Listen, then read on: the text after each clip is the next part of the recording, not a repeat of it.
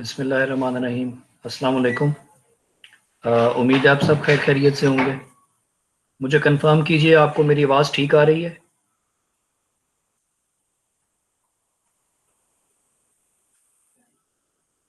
Okay fine. जनाब, last lecture में हम लोगों ने प्रोसेस कॉस्टिंग पे डिस्कशन स्टार्ट की थी, अगर आपको याद हो। ठीक है, हम लोगों ने ये डिस्कस किया था कि कॉस्ट अकाउंटिंग का प्राइमरी ऑब्जेक्टिव जो है वो है पर यूनिट कॉस्ट कैलकुलेट करना। और इस मकसद के लिए दो तरह के मेन जो हैं वो मेथड्स हैं, कॉस्टिंग मेथड्स, जो ऑर्गेनाइजेशंस यूज़ करती हैं। एक को हम कहते हैं प्रोसेस कॉस्टिंग और दूसरी को कहते हैं जॉब कॉस्टिंग। प्रोसेस कॉस्टिंग में प्रोसेस कॉस्टिंग ऐसी इंडस्ट्रीज में यूज़ की जाती हैं जहां एक ही तरह की आइटम, आइडेंटिकल आइटम, बहुत सी तादाद में हम लोग मैन्युफैक्चर कर रहे होते हैं through a continuous process, right. और वहां पर पूरे प्रोसेस को हमने स्टेजेस में डिवाइड किया होता है। एक प्रोसेस की आउटपुट दूसरे प्रोसेस की इनपुट बन जाती है, दूसरे की आउटपुट तीसरे की इनपुट बन जाती है, एंड सो ऑन। और टोटल कॉस्ट को हम सेपरेट कर देते हैं। ये उजैर कमर आपकी क्लास की है, कंफर्म करें। उजैर कमर,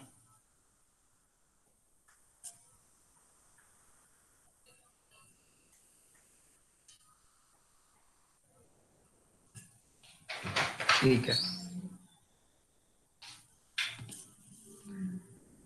अच्छा जी, तो टोटल कॉस्ट जो है वो मैन्युफैक्चरिंग की जो टोटल कॉस्ट है जो आप एक पीरियड में इनकर करते हैं, उसको उसी पीरियड की टोटल आउटपुट पे इवनली स्प्रेड कर दिया जाता है। वजह यह है कि तमाम यूनिट्स आइडेंटिकल है ना, एक जैसे हैं, तो हर यूनिट एब्जॉर्ब कर रहा है एक जैसी कॉस्ट। इसलिए ये आसान है कि टोटल कॉस्ट को टोटल आउटपुट पे डिवाइड कर देना, राइट। जॉब कॉस्टिंग में ऐसे नहीं होता, क्योंकि वहां हर ऑर्डर जो है वो दूसरे ऑर्डर से, या हर जॉब जो है वो दूसरी जॉब से डिफरेंट है, यूनिक है। कोई जॉब महंगी है, कोई जॉब सस्ती बन रही है, किसी पे कॉस्ट ज्यादा लग रही है, किसी पे कॉस्ट कम लग रही है। वहां हमारे लिए इंपॉर्टेंट हो जाता है कि हर जॉब से रिलेटेड कॉस्ट का हम सेपरेट रिकॉर्ड रखें। ठीक है, उसको हम मिक्स नहीं कर सकते कि टोटल कॉस्ट तमाम जॉब्स की लेकर जॉब पे डिवाइड कर देनी, ऐसे नहीं कर सकते। वहां हर जॉब से रिलेटेड या हर ऑर्डर से रिलेटेड कॉस्ट को अलग से रिकॉर्ड करना पड़ता है। प्रोसेस कॉस्टिंग में मैंने आपको कॉस्ट ऑफ प्रोडक्शन रिपोर्ट का फॉर्मेट डिस्कस किया था, याद होगा। ये रिपोर्ट आमतौर पे माहाना बुनियाद पर, मंथली बेसिस पर बनाई जाती है। और इसमें कुछ सेक्शंस थे जिसको आपको याद रखना है। पहला सेक्शन टाइटल का था, उसमें कुछ भी नहीं था। सबसे पहले कंपनी का नाम, फिर डिपार्टमेंट का नाम या उसका नंबर, और फिर कॉस्ट ऑफ प्रोडक्शन रिपोर्ट, और जिस पीरियड के लिए, जिस महीने के लिए आप बना रहे हैं उस पीरियड का जिक्र कर देते हैं। 4 लाइनों में टाइटल मुकम्मल हो जाता है। दूसरा सेक्शन जो था that was related to quantity. इसको क्वांटिटी स्केड्यूल हमने नाम दिया था। इसमें इनपुट और आउटपुट की डिटेल आती है। ठीक है, कितने यूनिट्स पे आपने काम शुरू किया, उसको हम एज एन इनपुट या यूनिट स्टार्टेड के नाम से रिकॉर्ड कर लेते हैं। उसके बाद यूनिट्स कितने कंप्लीट करके फॉरवर्ड हो गए नेक्स्ट डिपार्टमेंट को, आपको याद होगा इस पे बात हुई थी। और कितने इनकम्प्लीट हैं वो प्रोसेस में चले जाते हैं। और फिर इसके अलावा units lost. Last time units lost के ऊपर हमने कोई डिटेल से बात तो नहीं की थी, लेकिन फॉर्मेट में मैंने दिखा दिया था कि यूनिट्स अगर कोई जाया हो रहे हैं, वेस्ट हो रहे हैं प्रोसेस के अंदर, आउटपुट का पार्ट नहीं बन रहे, तो उनको भी हम क्वांटिटी स्केड्यूल के अंदर मेंशन करेंगे। इसके बाद थर्ड सेक्शन जो था वो कॉस्ट से रिलेटेड था। उसका नाम था cost charge to the department. Cost charge to the department. इसके अंदर क्या करते हैं, इसमें हम टोटल कॉस्ट और यूनिट कॉस्ट की डिटेल जो है वो मेंशन करते हैं कि पूरे पीरियड में हमने कितनी कॉस्ट लगाई है, in terms of material, in terms of labour, in terms of efforts. और फिर पर यूनिट कॉस्ट का कॉलम मैंने कहा था थोड़ी देर के लिए ब्लैंक रहता है। हम चौथा सेक्शन स्किप करते हैं, पांचवें सेक्शन पे जाते हैं। ये सारी बातें आपको याद होंगी, पिछले हफ्ते ये बात हुई थी। पांचवें सेक्शन में हम दो चीजें कैलकुलेट करते हैं। एक इक्विवेलेंट प्रोडक्शन, इसका कॉन्सेप्ट मैंने दिया था, और दूसरा पर यूनिट कॉस्ट। ये निकालने के बाद हम पर यूनिट कॉस्ट जो हमने थर्ड सेक्शन में खाली छोड़ा था कॉलम, उसको फिल कर देते हैं। और फिर आखिरी सेक्शन पे आ जाते हैं जिसको हम कहते हैं cost accounted for as follows. यार ये डिफरेंट आईडी से स्टूडेंट्स क्यों एंटर होते हैं? सुफियान अहमद आपकी क्लास के हैं जी, बताइए इनको एडमिट करना है या नहीं? सुफियान अहमद नहीं।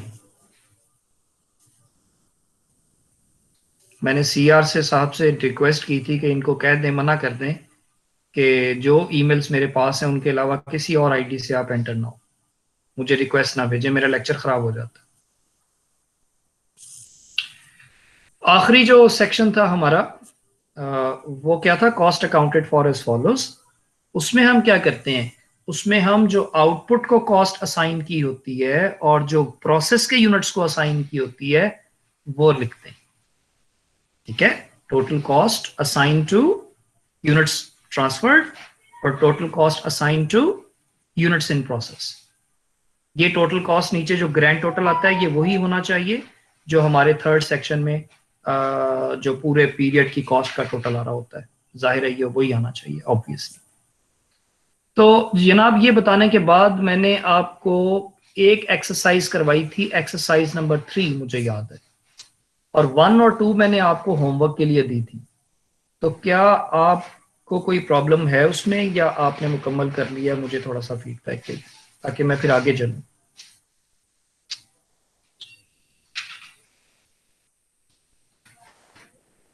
शाबाश साहब,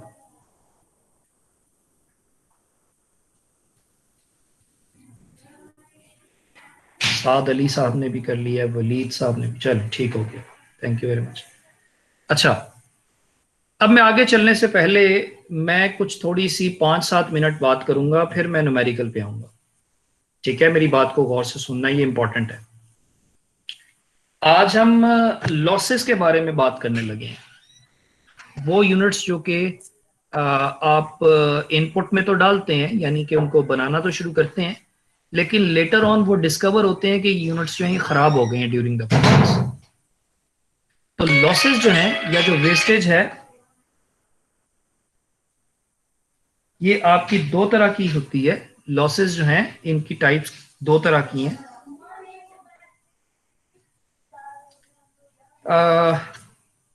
एक लॉस को हम कहते हैं भाई नॉर्मल लॉस, और दूसरे लॉस को हम कहते हैं एबनॉर्मल लॉस।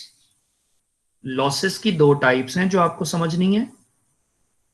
एक को कहते हैं नॉर्मल लॉस, दूसरा क्या कहलाता है? Abnormal loss.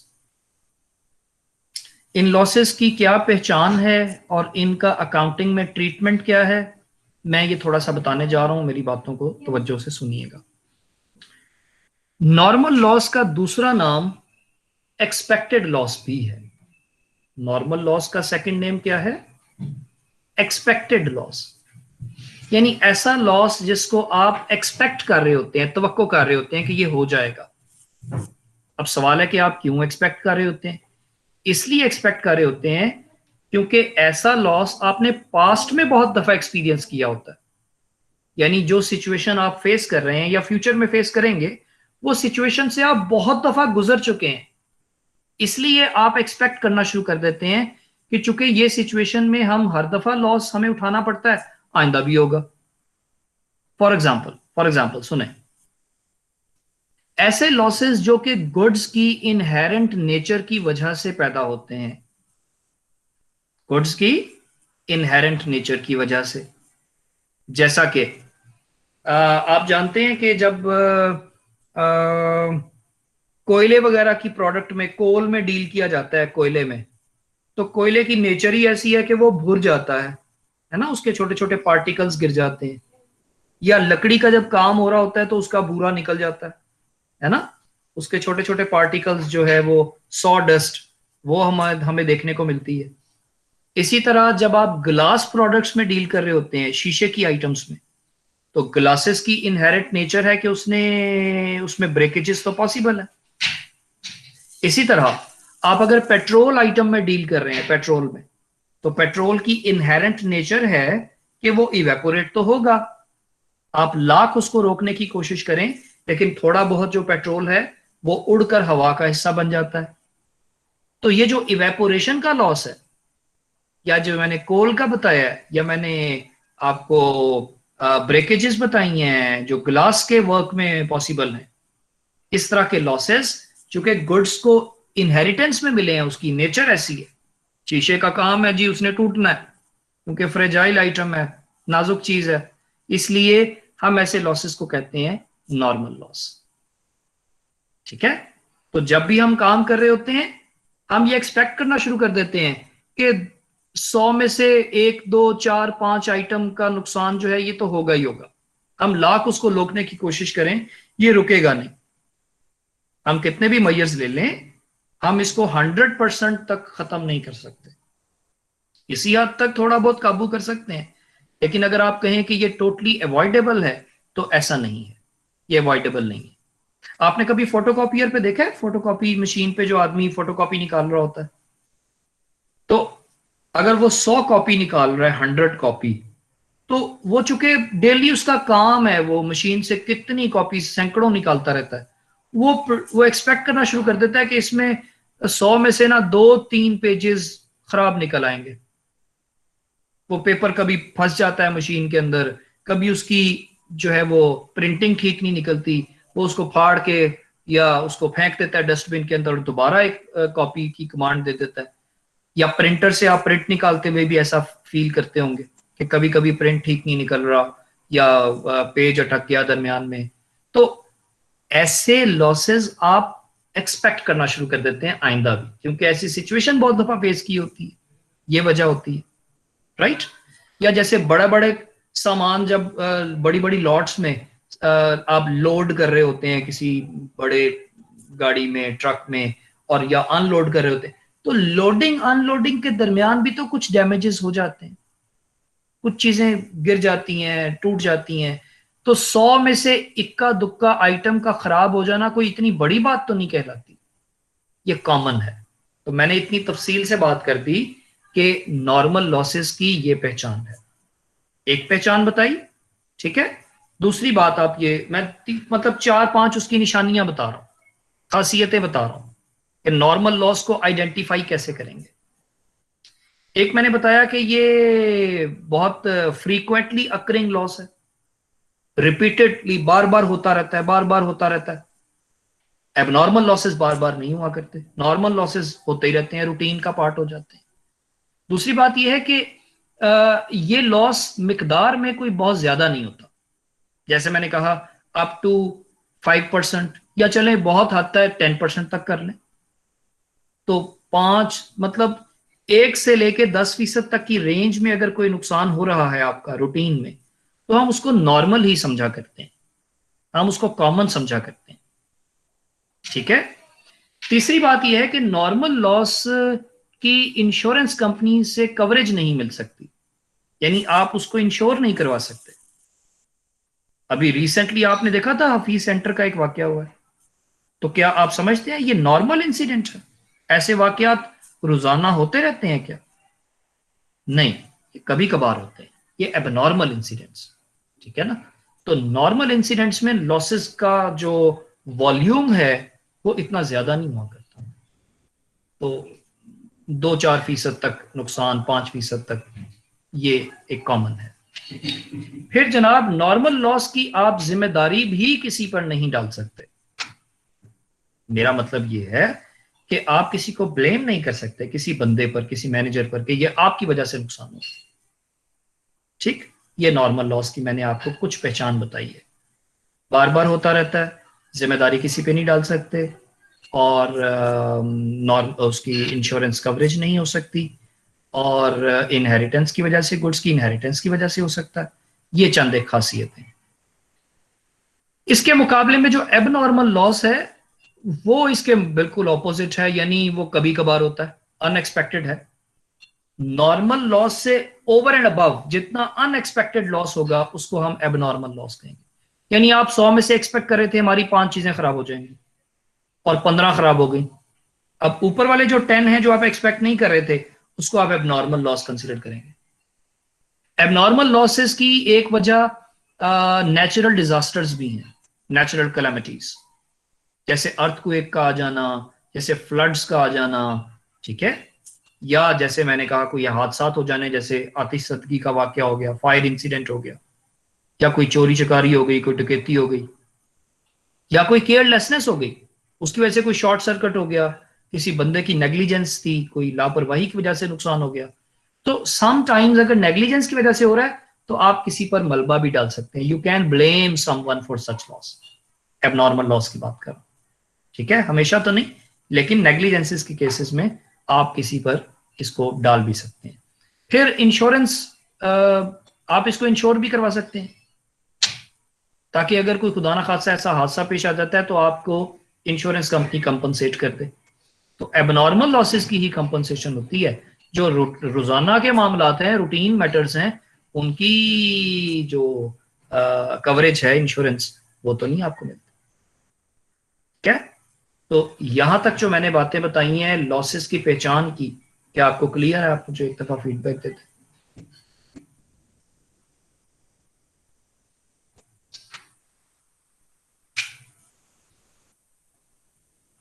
Well done, well done, शाबाश। अगली बात, मैंने अभी ये बताया हाउ टू आइडेंटिफाई लॉस, मतलब नुकसान तो नुकसान ही होता है ना, हम उसको कैसे पहचानेंगे कि ये नॉर्मल है या एबनॉर्मल है। अब एक सवाल आपके जहन में आना चाहिए कि हम इसको पहचानेंगे ही क्यों, हम इनको नॉर्मल एबनॉर्मल का नाम क्यों देते हैं? लॉस तो लॉस है। इसलिए पहचानना जरूरी है क्योंकि अकाउंटिंग के अंदर दोनों का ट्रीटमेंट डिफरेंट है। अगर ट्रीटमेंट सेम होता ना लॉसेस का, हमें इनको अलग अलग करने की, इनको डिस्टिंग्विश करने की जरूरत नहीं थी। लेकिन अकाउंटिंग में इनको डिफरेंट ट्रीटमेंट दिया जाता है। Normal loss is treated differently from abnormal one, इसीलिए इनकी पहचान करना जरूरी हो जाती है। ऑलराइट, मसलन नॉर्मल लॉस की का ट्रीटमेंट ये है कि जितने यूनिट्स आपके वेस्ट हो जाते हैं, उन पर आपकी आखिर कुछ ना कुछ लागत तो आई थी ना, उसको बनाते हुए आपकी कुछ ना कुछ कॉस्ट तो इनकर हुई होगी, है ना? वो कॉस्ट आप रिमेनिंग यूनिट्स के ऊपर, रिमेनिंग गुड यूनिट्स के ऊपर डिस्ट्रीब्यूट कर देते हैं, ठीक है? फरहान साहब, इस वक्त जो हम लॉस का जिक्र कर रहे हैं ना, वो ये जहन में रखें कि मैं गुड्स के पॉइंट ऑफ व्यू से बात कर रहा हूं, ठीक है? आपका जो स्टॉक है, आपकी जो गुड्स हैं, मैं किसी और प्रॉपर्टी की या किसी और एसेट के लॉस को अभी डिस्कस नहीं कर रहा, ये जहन में रखें। फरहान मुदस्सर साहब ओके करें? चल, गुड। तो मैं ये कह रहा था कि नॉर्मल लॉस के केस में क्या करते हैं ट्रीटमेंट, जितने यूनिट्स आपके वेस्ट होते हैं, फॉर एग्जांपल 100 में से आपके 2 पीस खराब हो गए नॉर्मल लॉस की वजह से, अब उन पर जो लागत आई थी, कॉस्ट आई थी 2 यूनिट्स पर, वो 2 यूनिट्स की कॉस्ट रिमेनिंग 98 गुड यूनिट्स जो है वो उसको एब्जॉर्ब करेंगे। यानी हम 2 यूनिट्स की कॉस्ट डिवाइड कर देंगे बाकी 98 यूनिट्स के ऊपर, और जब यूं करेंगे तो बाकी जो गुड यूनिट्स हैं उनकी पर यूनिट कॉस्ट में क्या हो जाएगा? थोड़ा सा इजाफा हो जाएगा। जैसे मैं अगर आपसे कहूं कि यार 100 स्टूडेंट है क्लास में, और 2 जो है वो फॉर एग्जाम्पल फीस नहीं दे सकते, कुछ हालात उनके ऐसे नहीं है, फाइनेंशियल कंडीशन अच्छी, तो मैं कहता हूं इन 2 की फीस जो है वो बाकी 98 बियर करें, और हम 98 पे सेपरेट कर देते हैं, तो हर एक जो है वो थोड़ी सी उसकी फीस बढ़ जाएगी, क्योंकि उन्होंने बाकी 2 स्टूडेंट्स की फीस को भी एब्जॉर्ब करना है, क्या उसको पे करना है। समझ रहे हैं मेरी बात? तो इस तरह की बात कर रहा हूं कि नॉर्मल लॉस के केस में जितने पीसेस खराब होंगे उनकी कॉस्ट बाकी के यूनिट्स जो है वो बर्दाश्त करते हैं। इसके लिए हम अलग से कोई जर्नल एंट्री पास नहीं करते, नॉर्मल लॉस के लिए कोई लेजर अकाउंट ओपन नहीं किया करते, just an adjustment in per unit cost is required, that's it. मैं फिर बता रहा हूं, ये बात को गौर से सुन ले, मैंने अब सवाल पे जाना है। मैं कह रहा हूं नॉर्मल लॉस के केस में हम कोई सेपरेट अकाउंट नहीं खोलते, हम कोई जर्नल एंट्री नहीं करते, we just make adjustment. Adjustment in what? In the per unit cost of remaining units. बस, ये मेरी बात को आपने अगर अभी नहीं भी समझ पाए, रिकॉर्डिंग को बार बार सुन लेना है ताकि आपको ये अच्छी तरह समझ आ जाए। चलो, एबनॉर्मल लॉस के केस में ऐसा नहीं होता। अभी तो खैर मैं नॉर्मल लॉस का सवाल नहीं करवा रहा, जब करवाऊंगा उस दिन बता दूंगा। तो फिलहाल इतना बता देता हूं कि एबनॉर्मल लॉस के यूनिट्स अपना बोझ खुद उठाते हैं, मतलब अपनी कॉस्ट को खुद वो टेकअप करते हैं, और उनको हम रिकॉर्ड भी करते हैं, उनका अकाउंट बनाते हैं, उनकी जर्नल एंट्री पास होती है और उनको प्रॉफिट एंड लॉस अकाउंट में सेपरेटली एक्सपेंस बनाकर हम शो करते हैं, लॉस को अपने प्रॉफिट में से डिडक्ट करते हैं उसको, समझते हैं? उसकी पर यूनिट कॉस्ट में एडजस्टमेंट नहीं की जाती, उसको सेपरेटली मेंशन करते हैं प्रॉफिट एंड लॉस अकाउंट के अंदर या इनकम स्टेटमेंट के अंदर। ये काम नॉर्मल लॉस के साथ नहीं होता। तो चलें जी, फिर अब क्वेश्चन स्टार्ट करें। आपकी तरफ से इजाजत है। मैं अब क्वेश्चन भी दिखाऊंगा, मैं आप स्क्रीन को सेपरेट करने लगा हूं। एक तरफ क्वेश्चन होगा और एक तरफ सोल्यूशन होगा, दोनों पीडीएफ फॉर्म में होंगे। बाकी कैलकुलेशन आप कैलकुलेटर पे कर लीजिएगा, मैं आपको वहां से गाइड करता जाता हूँ, समझाता जाता हूँ। तो कोई मिसअंडरस्टैंडिंग होगी तो हम यहाँ पे चैट सेक्शन में आके उसको डिस्कस कर लेंगे। ठीक है जी, तो स्टार्ट करें। ओके करेंगे तो फिर मैं स्टार्ट करता हूँ।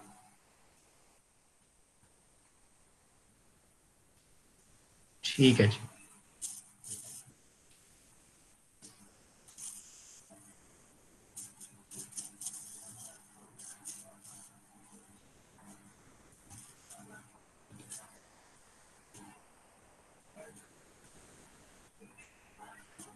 दानिश साहब ने कहा है कि वर्कर की नेग्लिजेंस की वजह से अगर आपका नुकसान हो रहा है, आप दानिश बात ही थोड़ी सी मतलब मेरे समझ से बाहर है। नेग्लिजेंस जो है वो एक्सपेक्ट कैसे आप करते हैं?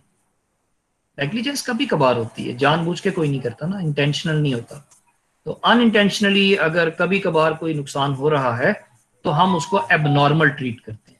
हाँ, अगर आप ये कहते हैं कि हमारा स्टाफ की तादाद हजारों में है और उसमें थोड़े से वर्कर्स ऐसे होते हैं जिनसे रोजाना कोई ना कोई कोताही हो जाती है और वो गलती कर देते हैं, तो ठीक है, आप फिर एक्सपेक्ट करना शुरू कर दें और इसको नॉर्मल लॉस ट्रीट कर दें। कोई ऐसा मुजायका नहीं है, कोई ऐसी बात नहीं, कर सकते हैं ऐसे केस में।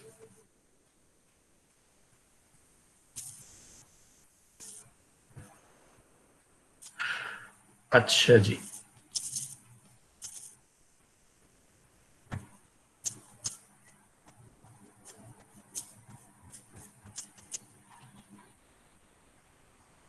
चले मैं ये आपको 6 नंबर एक्सरसाइज करवा रहा हूँ और फिर 4 और 5 जो है ना ये आपको होमवर्क में दे देंगे।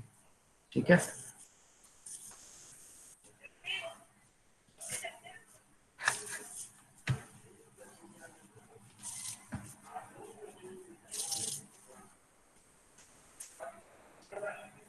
ये आपके सामने मैंने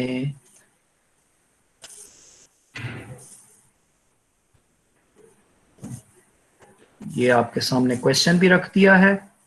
ठीक है, और ये मैं आपके सामने सॉल्यूशन भी रख रहा हूं।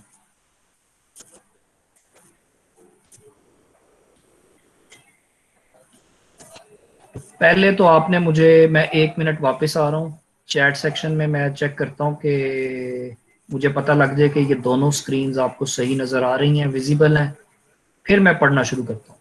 मुझे जरा बता दें एक दफा। ठीक है, सिर्फ वलीद साहब ने कंफर्म किया। चलो ठीक हो। ये क्वेश्चन का आप ऊपर टाइटल या हेडिंग देख रहे हैं, लिखा हुआ है CPR. CPR stands for cost of production report और नॉर्मल लॉस है ड्यूरिंग प्रोसेस 1, यानी हम अभी पहले डिपार्टमेंट के अंदर हैं तो उसमें नॉर्मल लॉस को आज हम शामिल कर रहे हैं। पिछले जो पहली 3 एक्सरसाइजेस थी ना उसमें नॉर्मल लॉस नहीं था। अब ये जो 3 एक्सरसाइजेस हैं 4, 5 और 6 नंबर, इन तीनों में नॉर्मल लॉस जो है वो मौजूद है। चलें जी, बिस्मिल्लाह करते हैं। लिखा हुआ है Mirza and company uses process costing, cost of direct materials, direct labour and factory overheads incurred by department A during April 2014 were 25,000 rupees, 30,000 rupees and 20,000 rupees respectively.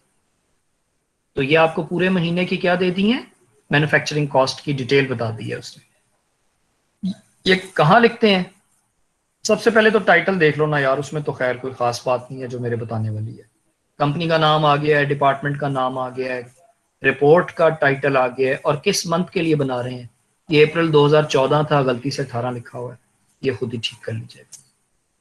इसके बाद क्वांटिटी स्केजुअल, अभी उसकी इंफॉर्मेशन उसने बताई नहीं है, तो चले मैं पहले उस पर आ जाता हूँ, नीचे वाला पार्ट पढ़ लेते हैं। लिखा हुआ है quantity schedule shows that 8000 units were started in process. तो ये क्या है, इनपुट है। तो सबसे पहले unit started in process 8000 unit यहाँ पे आउटर कॉलम में रखेंगे। आपको याद है मैंने 2 कॉलम बनाए थे, यूनिट्स के ऊपर लिख दीजिएगा यूनिट्स। तो ये 8000 यूनिट स्टार्टेड इन प्रोसेस। अब इनमें से कितने आपने कंप्लीट करके नेक्स्ट डिपार्टमेंट को फॉरवर्ड किए, लिखा हुआ है 5000 were transferred to the next department. तो units transfer to the next department are 5000, 5000 ये आ गए। 8000 स्टार्ट किए थे, 5000 मुकम्मल किए, पीछे कितने रह गए, 3000। ठीक, कहते हैं 2000 units were still in process. लें जी, 2000 अभी प्रोसेस में है। प्रोसेस का मतलब क्या है, इनकम्प्लीट है, अभी बन रहे हैं, उन पे अभी तैयारी का अमल चल रहा है। और up to what extent they are complete, मैंने आपको ये भी बताया था कि वो आपको उन पर यूनिट्स पर होने वाली जो प्रोग्रेस है या उनकी स्टेज ऑफ कंप्लीशन है, कंप्लीशन स्टेज, वो भी आपको बताया करे। तो वो बता रहा है, क्या लिखा हुआ है ब्रैकेट में, ऑल मटेरियल्स। ऑल मटेरियल्स का मतलब ये है कि उस पर जितना मटेरियल उन यूनिट्स पे लगना था सारा लग चुका है, सारा लग चुका है, 100% मटेरियल उन पे खर्च हो चुका है। तो फिर आप कहेंगे कि अभी तक ये मुकम्मल क्यों नहीं हुए? इसलिए नहीं मुकम्मल हुए कि अभी कन्वर्जन कॉस्ट लगनी बाकी है, लेबर और एफओएच के एलिमेंट्स लगने बाकी। आप देखें लेबर कितनी लगी हुई है, वो कह रहा है कि 50% लेबर जो है वो इनकर हो चुकी है, आधी लेबर, और आधी लगनी इसका मतलब है बाकी है। इसी तरह फैक्ट्री ओवरहेड की कॉस्ट 25% इनकर हो चुकी है, तो रिमेनिंग 75% अभी रहती है। सही हो गया? ये वाली तीनों परसेंटेजेस आपने यहाँ पे मेंशन कर देनी है। साथ में आप सोल्यूशन भी देख रहे होंगे राइट साइड पर, यूनिट स्टिल इन प्रोसेस 2000, साथ में ये परसेंटेजेस आ गई, 100% material, 50% labour, 25% overheads. Is it clear? मुझे लग रहा होगा क्लियर हो गया। अब रह गए पीछे 1000 यूनिट्स, इनके बारे में उसने कुछ नहीं कहा। 5000 यूनिट उसने कहा कि मुकम्मल हो गए, 2000 उसने कहा कि अभी इनकम्प्लीट है। तो टोटल 8000 थे ना, अभी 1000 किधर गए? आगे पढ़े, लिखा हुआ है remaining units were lost in process. Remaining का मतलब बाकी के 1000 वो कहां गए? लॉस्ट हो गए, जाया हो गए, वेस्ट हो गए। अब आप कहेंगे उसने रीजन तो बताई नहीं। हाँ, जब वो रीजन नहीं ना बताता, देखिए प्रैक्टिकली तो हमें रीजन पता होती है ना, ये तो क्वेश्चन की हद तक ऐसी बात लिखी हुई है। क्वेश्चन में अगर वो रीजन मेंशन नहीं करेगा तो फिर हमारी अजम्पशन ये होगी कि ये तो रूटीन का मामला है। अगर कोई एबनॉर्मल इंसिडेंट हुआ होता तो फिर उसने हमें बताना था, फिर वो हमें वजह भी बताएगा, रीजन कि व्हाई दिस लॉस हैपेंड, इसकी वजह क्या थी, इसकी रीजन क्या थी, इसकी कॉज क्या थी। But if the cause is not mentioned then we will assume that the loss is normal loss, loss is normal loss. तो ये 1000 यूनिट इसने लिखे, ये देखें क्वांटिटी स्केजुअल में, और यहां लिख दिया यूनिट्स लॉस्ट इन प्रोसेस, आगे मेंशन कर दिया नॉर्मल लॉस, खुद ही से मेंशन कर दिया। और इनका टोटल करें 5000, 2000, 1000, कुल मिला के 8000 हो गए। ये आपकी इनपुट के बराबर हो गए। अपने इनपुट को और आउटपुट को मैच कर दिया, 8000, 8000। क्वांटिटी स्केजुअल तक मामला क्लियर है? बताइए, फीडबैक दें मुझे।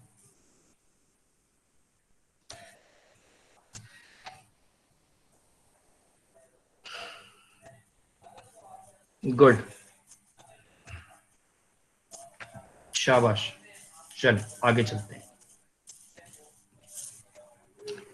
इसके बाद अब अगला सेक्शन आ गया cost charge to the department का, और इसमें एक टोटल का कॉलम टोटल कॉस्ट का, और नेक्स्ट पर यूनिट कॉस्ट का। ठीक, कॉस्ट एडिड बाय डिपार्टमेंट एक और सब हेडिंग डालेंगे, और इसमें अब मेंशन करेंगे कि मटेरियल लेबर एफओएच आपने कितना लगाया था। अब रुपीज वाली वैल्यू ढूंढे, ये 25,000 ऊपर पड़ी थी हमने, 30,000 और 20, 25, 30 और 20,000, ये 25, 30 और 20,000, ये 3 लाइनें आपने मेंशन कर दी। चौथी लाइन आप काट दीजिएगा, हमें जरूरत नहीं है। ये जिसने टोटल किया हुआ ना इसका, total cost added bye department, ये लाइन आप निकाल दीजिएगा, हमने भी लास्ट टाइम नहीं पढ़ी थी। बस नीचे वाला टोटल रहने दें, ये तो हमने लिखा था total cost to be accounted for. ठीक है, तो 2 दफा लिखने की जरूरत नहीं है, बस एक लाइन आप ये वाली जो 4 नंबर लाइन है ना, total cost added by department, ये पूरी रो जो है ये आप इसमें से रिमूव कर दीजिएगा। अब टोटल कॉस्ट तो हमने लिख दी और इनका सम भी आ गया हमारे पास 75,000 रुपए का, लेकिन एक यूनिट को कितनी कॉस्ट जा रही है ये अभी हमारे पास नहीं है आंसर, और यही तो निकालना है, असल काम ही है पूरी रिपोर्ट में, असल काम ही है कि आपने पर यूनिट कॉस्ट निकालनी है, इसी के लिए तो हम सब कुछ कर रहे हैं। तो चलें, ये वाला सेक्शन अभी ब्लैंक रहेगा, खाली रहेगा। कैलकुलेटर पकड़ लेना, अब नहीं है तो जरा अरेंज कर लो या अपने मोबाइल का कैलकुलेटर खोल के रख लो, मैंने अब आपसे कैलकुलेशन करवानी है, ठीक है। यहां वाली वैल्यूज पे रिलाई नहीं करना, ये गलत भी हो सकती, आपने खुद करके देखनी, ठीक है, इस पे नहीं रहना जो यहाँ पे लिखा हुआ। अब नेक्स्ट सेक्शन जो है cost accounted for as follows, इसके लिए आपने 8-10 लाइनें जितनी आपको जैसे नजर आ रही हैं, आधा सफा छोड़ दिया, आधा पेज स्पेस छोड़ दी, और अब हम आखिरी सेक्शन पे चले गए, कंप्यूटेशंस एक्सप्लेन्ड या एडिशनल कंप्यूटेशंस, जैसे मैंने लास्ट टाइम लिखा था। अब उसमें पहले आ गया इक्विवेलेंट प्रोडक्शन, आपको याद है इक्विवेलेंट प्रोडक्शन निकाला था और फिर यूनिट कॉस्ट निकाली थी, 2 चीजें की थी। तो पहले आ गया इक्विवेलेंट प्रोडक्शन, चलें जी कैसे निकालेंगे। इक्विवेलेंट यूनिट्स लेते हुए जो कंप्लीटेड यूनिट्स थे 5,000, वो तो 100% कंप्लीट है with respect to material, with respect to labour, with respect to FOH, तीनों एलिमेंट्स के लिहाज से वो बिल्कुल 100% कंप्लीट है। हमारे डिपार्टमेंट ने जो काम उन पे करना था वो पूरा कर दिया होगा, तभी तो हमने उनको फॉरवर्ड किया है। तो ये 5,000 यूनिट तो आपने तीनों रोज में एक ही जैसे ले लेने हैं, 5,000 5,000 5,000 एक जैसे ले लेने, सही हो गया।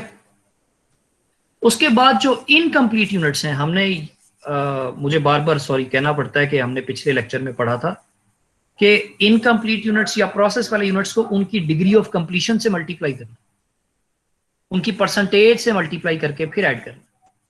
याद है मैंने एग्स वाली एग्जांपल दी थी, वो याद हो गया, ठीक है ना।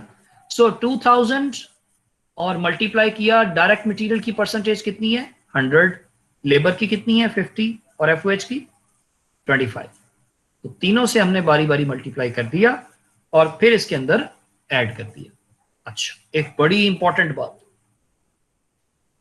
ये अब नोट करने वाली है, ये लिखने वाली है, अपनी कॉपी पे आप लिख लें, वो ये है नॉर्मल लॉस के यूनिट्स को कभी भी इक्विवेलेंट प्रोडक्शन का पार्ट नहीं बनाना। नॉर्मल लॉस के यूनिट्स को इक्विवेलेंट प्रोडक्शन का पार्ट नहीं बनाना, अगर कभी बनाना होगा तो मैं खुद बता दूंगा, लेकिन फिलहाल तो मैं जैसे कह रहा हूं कि नॉर्मल लॉस के यूनिट्स जब बताए हो कि जी ड्यूरिंग प्रोसेस वो वेस्ट हो गए हैं, तो फिर उनको आपने इक्विवेलेंट प्रोडक्शन के अंदर कंसीडर नहीं करना। क्यों नहीं करना, मैंने अभी थोड़ी देर पहले आपको रीजन बताई तो थी। मैंने आपको नॉर्मल लॉस का ट्रीटमेंट क्या बताया था, अभी यही बताया था ना कि नॉर्मल लॉस के यूनिट्स की कॉस्ट को एब्जॉर्ब करते हैं रिमेनिंग यूनिट्स। तो मुझे बताएं 8,000 यूनिट में से 1,000 आपके वेस्ट हो गए हैं, तो रिमेनिंग कितने 7,000 7,000। तो इसीलिए तो इक्विवेलेंट प्रोडक्शन में हम 7,000 को काउंट कर रहे हैं, यानी 5,000 को भी ले रहे हैं और 2,000 को भी उनकी परसेंटेज से मल्टीप्लाई करके ले रहे हैं, 1,000 को नहीं लेना, क्योंकि उनकी कॉस्ट जो है वो उन्होंने खुद तो बियर करनी ही नहीं, वो तो इन 7,000 नहीं बर्दाश्त करनी, इसलिए आप उनको ड्रॉप कर दें, इग्नोर कर दें इक्विवेलेंट प्रोडक्शन के अंदर।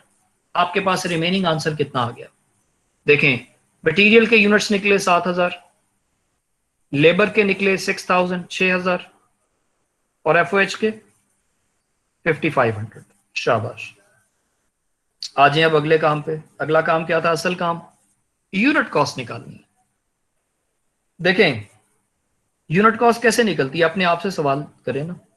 यूनिट कॉस्ट निकलती है total cost divided by total units. Total cost ऊपर रखते हैं न्यूमिनेटर में, डिवाइडेड बाय टोटल यूनिट्स। तो टोटल कॉस्ट ये थी ना मटेरियल की 25,000, फिर लेबर की 30,000 और एफओएच की 20,000, अभी पीछे लिखी थी थर्ड सेक्शन में। तो वही कॉस्ट लेनी है 25, 30 और 20, डिवाइड कर देना उनको अपने रिस्पेक्टिव यूनिट्स पर, ये जो यूनिट्स आपने कैलकुलेट किए ऊपर। तो 25,000 डिवाइड बाय 7,000। अब आप कैलकुलेटर चलाएं और वेरीफाई करें कि उस पे आंसर यही आ रहा है।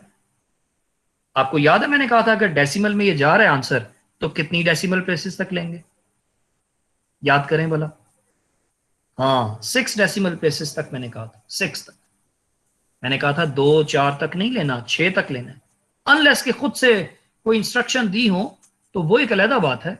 लेकिन अगर कुछ भी मेंशन ना हो तो आप 6 डेसिमल पॉइंट के बाद 6 डेसिमल प्लेस तक आंसर को राउंड ऑफ कर लिया करें, ठीक है। तो ये देखें 6 डेसिमल प्लेसेस तक उसने आंसर लिया हुआ, ठीक है। अब मेरा ख्याल है कि ये तीनों कैलकुलेशन तो अब आप कर ही लेंगे। 25,000 को 7,000 पे डिवाइड किया, ये आंसर आ गया। 30,000 को 6,000 पे डिवाइड किया तो पूरा पूरा 5 आ गया। और 20,000 को 5,500 पे किया तो 3.636364, ये आंसर आपको मिल गया, ठीक है। ये तीनों वैल्यूज जो मिली हैं, अब रिवर्स गियर चलना है, पीछे गाड़ी को पीछे लेकर आए। कहां पे? थर्ड सेक्शन में, जहां पे हमने एक कॉलम खाली छोड़ा हुआ था, ठीक है। मेरे साथ चल रहे हैं ना आप? तो मैं उम्मीद कर रहा हूँ, सारा इमेजिन ही कर रहा हूँ, ख्याली पुला हो के भाई मेरे साथ साथ स्टूडेंट्स चल रहे हैं। ऑनलाइन में जरा मुश्किल होता है काम। तो ये तीनों जो वैल्यूज आई हैं ना, इनको थर्ड सेक्शन में ले आए। चले मैं थर्ड सेक्शन पे पीछे लेके आता हूँ। ये देखें 3.571429, लेबर की 5 और एफ की 3.636364। इन तीनों का करें सम, ऐड करके ये नीचे आ गया 12.207793। ये पहली वाली तीनों वैल्यूज का टोटल है, ठीक है। तो मुझे ये सेक्शन 1 2 3 और 5 एक ही रह गया अब, cost accounted for as follows. तो यहां तक जितना सवाल मैंने करवाया है अभी तक, यहां तक मुझे आप एक दफा दे दें, फीडबैक क्लियर कर दें, ताकि मैं आखिरी सेक्शन को डिस्कस करूं।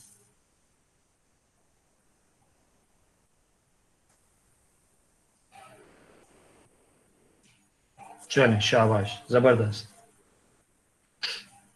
मैं एक बारे में परेशान हूं, ये जो आपकी क्लास आधी आ रही है इस वक्त, मुझे मिला के हम 33 टोटल हैं, जबकि मुझे लगता है कि ये कोई 50 से ऊपर ही लोग हैं टोटल, 50 to 60 शायद होने चाहिए। क्यों नहीं आ रहे बाकी लोग? आप उनसे ज़रा रब्ता करें और बताइए कि ये अटेंडेंस रिकॉर्ड हो रही है, बाद में जाकर परेशानी हो जाएगी।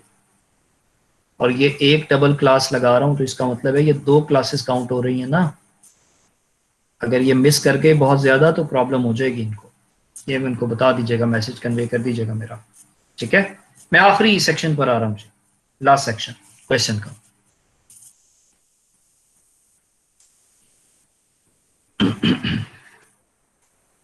क्या करना था आखिरी सेक्शन में? हाँ, ये जो 75,000 की टोटल कॉस्ट है ना थर्ड सेक्शन में लिखी हुई, इसको अब हमने एलोकेट करना है। इसको क्या करना है? इसको ब्रेक डाउन करना है, एलोकेट करना है कि 5,000 यूनिट्स पे कितनी कॉस्ट आई है जो यूनिट्स ट्रांसफर हुए हैं, और जो 2,000 अभी प्रोसेस में है उन पर कितनी कॉस्ट आई है। बस ये हमने उनको सेग्रीगेट करना है। तो आइए सबसे पहले लिखेंगे cost transfer to the next department. Units पकड़े, कितने यूनिट्स थे जो अगले डिपार्टमेंट को फॉरवर्ड किए? 5,000। एक यूनिट अपनी पूरी कितनी कॉस्ट लेकर जाएगा? ये जो हमने टोटल किया था अभी ऊपर, 12.207793। अच्छा, जब डेसिमल प्लेसेस ज्यादा होती है ना, 6 तक होती हैं, तो कहीं ना कहीं आपसे उतारते हुए गलती हो जाती है। देखें, आप सवाल पहली दफा कर रहे हैं, आप टॉपिक पहली दफा पढ़ रहे हैं, मैं नहीं पहली दफा पढ़ा रहा, मैं ये पता नहीं कितनी दफा पढ़ा चुका हूं, ठीक है, सैकड़ों दफा भी पढ़ा चुका हूं, अगर कहीं तो गलत नहीं होगा। तो इतनी दफा मैंने एक्सपीरियंस किया है, इतनी दफा पेपर्स देखे हैं, तो बात अगर कर रहा हूँ तो ठीक ही कर रहा हूँ ना, तजर्बे की बेस पर। कि जब ये आप उतारते हैं ना तो क्लरिकल मिस्टेक्स हो जाती हैं। कॉन्सेप्चुअली आप ठीक होते हैं, लेकिन इंसान से नोट करते हुए कोई डिजिट आगे पीछे हो जाते हैं। तो अगर आप कोई डिजिट्स मिस कर गए, कोई फिगर आगे पीछे कर गए, तो आपको पता है कैलकुलेशंस ही तो सारी हो रही हैं, उसी की बेस पे तो सब काम चल रहा है। मैथ्स वाला हिसाब ही है ना, फिर नंबर कट जाएंगे, फिर आप परेशान होंगे।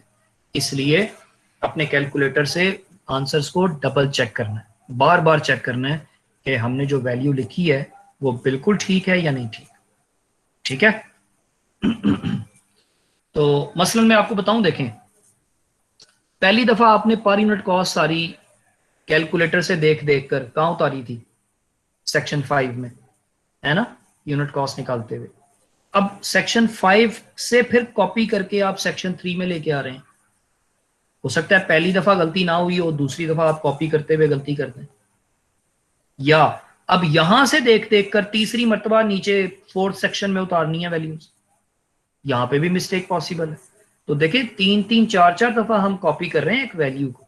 इसलिए मैं कह रहा हूं कि आप बहुत केयरफुली, आंखें खोलकर ध्यान से वैल्यूज को लिखिएगा पेपर में, ताकि कोई मिस्टेक ना हो।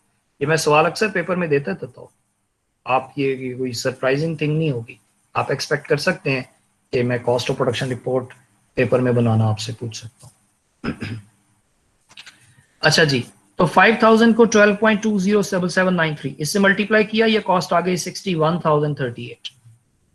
ठीक है, 75,000 में से इतनी कॉस्ट असाइन हो गई है आउटपुट को। अब आ जाए आप प्रोसेस वाले यूनिट्स पर। Work in process, ending inventory. कितने यूनिट्स थे आपके जो मटेरियल वाइज कंप्लीट थे? 2000 का 100% ले लें, 2000 बनते हैं। लेबर का 2000 का 50% ले लें, 1000 बनते हैं। और एफओएच के 2000 का 25% ले लें, 500 बनते हैं। या ऐसे ही लिख लें जैसे उसने लिखा हुआ है, मुजायका कोई नहीं है, गलत कोई नहीं है, ऐसे भी लिख सकते हैं। ठीक है, मैंने शॉर्ट करके लिख दिया था, परसेंटेज से मल्टीप्लाई करके जो आंसर्स आए थे लास्ट टाइम मैंने वो लिख दिए थे। अगर आप इसको ऐसे लिखना चाहते हैं, ऐसे समझ आता है तो ठीक है, कोई कुछ भी गलत नहीं है इसमें। अब इनको इनकी रिस्पेक्टिव पर यूनिट कॉस्ट से मल्टीप्लाई करना है। रिस्पेक्टिव का मतलब मटेरियल की अलग से लेनी है 3.571429, लेबर की अलहदा लेनी है, एफओएच की अलहदा लेनी है, और फिर अलग अलग आंसर निकाल लें। तो ये मटेरियल की कॉस्ट आ गई, ये लेबर की कॉस्ट आ गई, ये एफओएच की कॉस्ट आ गई, ये टोटल आ गया बाहर। क्या मतलब निकालेंगे आप इसका? इसका मतलब ये है कि जो वर्क इन प्रोसेस में यूनिट्स थे ना 2000, उनकी टोटल कॉस्ट 13,961 रुपए है, 13,961 जो अब तक लग चुकी है। उसके अंदर मटेरियल 7,142 का है, लेबर 5,000 की खर्च हुई है, और एफओएच की कॉस्ट 1,818 रुपीज। कुल मिलाकर अब दोनों को आप कुल मिला दें, ऐड कर दें, तो आपके पास 75,000 पूरा हो जाता है, या ऑलमोस्ट तकरीबन पूरा हो जाता है जितना आपने ऊपर लगाया था। तो ये पूरा आ जाना काफी हद तक इस बात की तरफ इशारा है कि आपने काम ठीक ही किया होगा। ठीक है, 100% गारंटी तो नहीं है, लेकिन काफी हद तक ये लगता है इम्कान कि आपने ठीक ही काम किया। तो भाई मैंने 6 नंबर एक्सरसाइज कोशिश तो की है कि यहां से आपको समझा दूं सारी। अब आप मुझे बता दें कि ये क्लियर है या कोई एम्बिगुइटी रह गई है, तो वरना मैं अब 4 और 5 को एक दफा रीड आउट कर देता हूं। मुझे बताइए क्या सूरत है आप?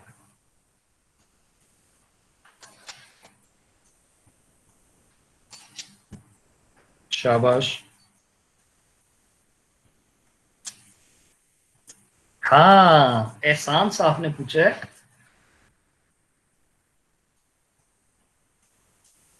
अदनान महमूद साहब बिल्कुल ठीक समझे आप, बिल्कुल ऐसे ही हुआ है। एहसान मोहसिन साहब समझ लें। एहसान साहब ने पूछा है कि जी नॉर्मल लॉस कहाँ एकोमोडेट हुआ है। ये बड़ी इंपॉर्टेंट बात थी। ठीक है, जरा चेक कीजिएगा दोबारा आप सोल्यूशन।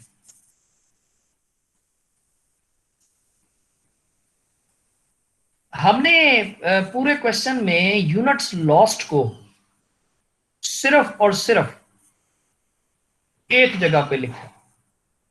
आपने देखा कहां लिखा है? सिर्फ क्वांटिटी स्केजुअल के अंदर, ये देखें यूनिट्स लॉस, बस। इसको और कहीं लिखा ही नहीं। ये तो पहले 3 एक्सरसाइज जैसे ही एक्सरसाइज बन गई वैसे ही सोल्यूशन चला है। देखिए ये जो सेकंड, ये थर्ड पार्ट है, cost chart to the department, इसमें कहीं नॉर्मल लॉस का जिक्र आया? कोई भी नहीं आया। अगले सेक्शन में देखें, कोई भी नहीं आया। और आखिरी सेक्शन में कहीं भी नहीं है, कहीं भी नहीं है। तो इसको ना लेना ही तो इसका इलाज है। जरा देखें एहसान साहब, जरा सुनिएगा गौर से मेरी बात, और इमेजिन कीजिएगा जो मैं कहानी स्टोरी सुनाने लगा। ये आपने यूनिट कॉस्ट अभी थोड़ी देर पहले निकाली थी। ये मैं एक की बात करके ना समझा देता हूं। ये आपने मटेरियल को 25,000 रुपीज को कितने यूनिट्स पे डिवाइड किया था? 7,000 पे। अच्छा आप मुझे बताएं, अगर हम 1,000 यूनिट्स को भी ऊपर काउंट कर लेते इक्विवेलेंट प्रोडक्शन के अंदर, तो फिर पहला आंसर कितना निकलना चाहिए था? 7,000 की बजाय कितना निकलता? 8,000 निकलता ना? 8,000 निकलता ना? अच्छा, जब हम 25,000 को 8,000 पे डिवाइड करते, ये आंसर जो निकला हुआ है 3.57, इसने छोटा निकलना था या बड़ा निकलना था? सोचने की जरूरत नहीं है इतना, मैथ्स तो आती है। जब नीचे वाला नंबर बड़ा हो जाता है, नीचे वाला नंबर, ऊपर वाला सेम है, 25,000 को हम नहीं छेड़े, जब नीचे वाला नंबर बड़ा हो जाता है तो आंसर छोटा हो जाता है। पता है ना इस बात का? तो अगर हम नीचे 8,000 यूनिट रखते तो पर यूनिट कॉस्ट ने कम निकलना था, कम निकलना था। लेकिन जब हमने वो 1,000 यूनिट्स मिस कर दी हैं, ड्रॉप कर दी हैं, इग्नोर कर दी हैं, उसका मतलब है कि हम उनकी कॉस्ट को बाकी यूनिट्स पे डाल रहे हैं। हमने नीचे डिनोमिनेटर 8,000 लेना था, हमने नहीं लिया, हमने 7,000 ले लिया, 1,000 को बीच में से माइनस कर दिया। अब वही कॉस्ट, वही बर्डन, कॉस्ट का बर्डन जो 8,000 यूनिट्स पे जाना था, अब वो कम यूनिट्स के ऊपर जाएगा, अब वो 7,000 पे जाएगा। तो जब डिनोमिनेटर हमने छोटा कर दिया है, तो अब पर यूनिट कॉस्ट क्या हो जाएगी? हाई हो जाएगी। पर यूनिट कॉस्ट क्या हो जाएगी? हाई हो जाएगी। इसका मतलब ये हुआ कि हमने नॉर्मल लॉस के यूनिट्स को मिस करके, इग्नोर करके, असल में पर यूनिट कॉस्ट के अंदर एडजस्टमेंट कर दी है। आपको नजर कहीं नहीं आई, ऑटोमेटिकली हो गई है पर यूनिट कॉस्ट में एडजस्टमेंट, वरना पर यूनिट कॉस्ट कम निकलती, अब थोड़ी क्या निकल रही है? ज्यादा निकल। यहां तक समझ आई है ये बात? एहसान साहब आपको खास तौर पे पूछ रहा हूँ, बाकी भी बता दें। चल, वेरी गुड, ठीक हो गया। अब मैं आपके साथ पहले 4 और 5 नंबर एक्सरसाइज को एक दफा सिर्फ पढ़ देता हूँ, ठीक है? करिएगा आप खुद। 4 नंबर में लिखा हुआ है, ये आपने खुद करने हैं, ठीक है? Siddiq manufacturing company limited manufactures a product in its two producing departments. Production quantities and manufacturing cost of the first department during the month of September are given below. ये सारी कहानी चल रही है। 10,000 units were started in process, ये है। 10,000 units पे आपने काम शुरू किया, ये स्टार्टेड वाली जगह पे आ जाएंगे क्वांटिटी शेड्यूल में। 9,000 उसमें से ट्रांसफर हो गए हैं अगले डिपार्टमेंट को, ठीक है, ये कंप्लीट हो गए हैं। बाकी कितने रह गए? 1,000। कहता है 400 were lost during processing. Reason बताइए उसने?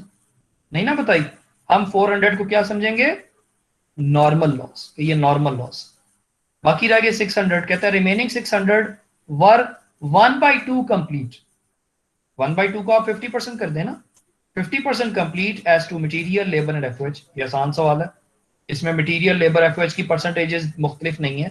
मैंने मुख्तलिफ वाला करवाया क्वेश्चन आपको, ये तो उससे ज्यादा आसान है कि एक जैसी परसेंटेज आ गई, 50%, 50%, 50%। फिर मटीरियल, लेबर, एफओएच की रुपीज वाली वैल्यूज दे दी हैं और कॉस्ट ऑफ प्रोडक्शन मांग लिया, नीचे आंसर भी दिया हुआ। कर लेंगे? बताएं मुझे जरा, कर लेंगे इसको?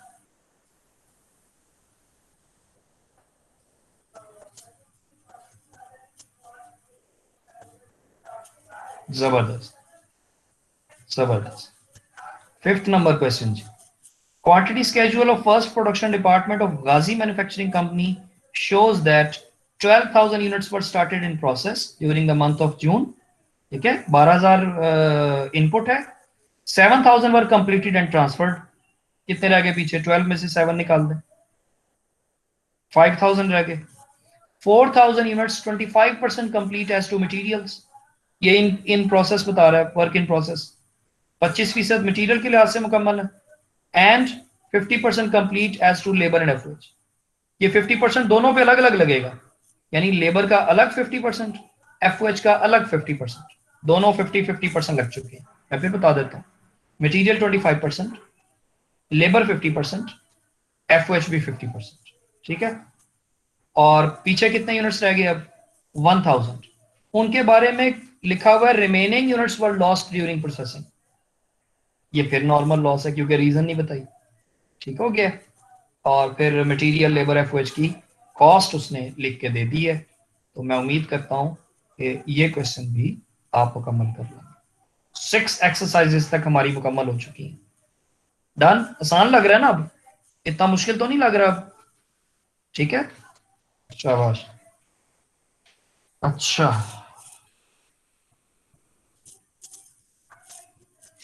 अब हम आते हैं जी,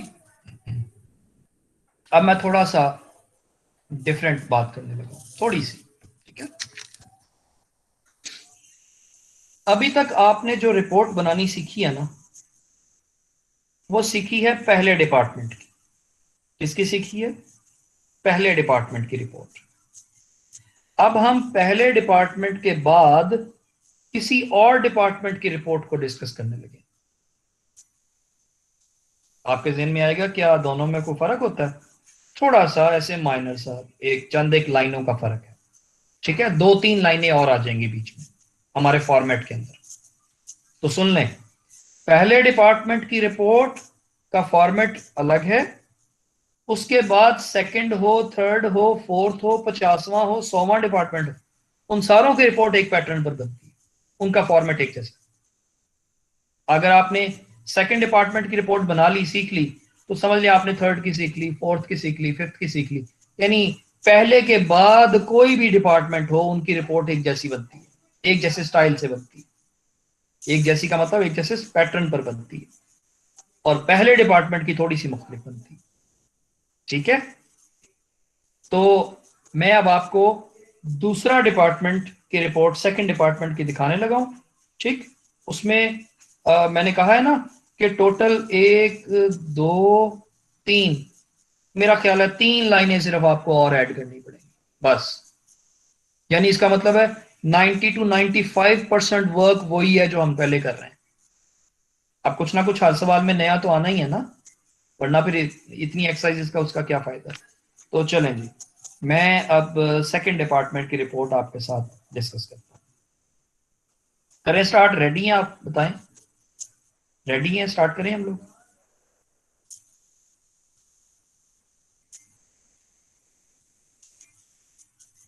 चल, ठीक हो गया, गुड।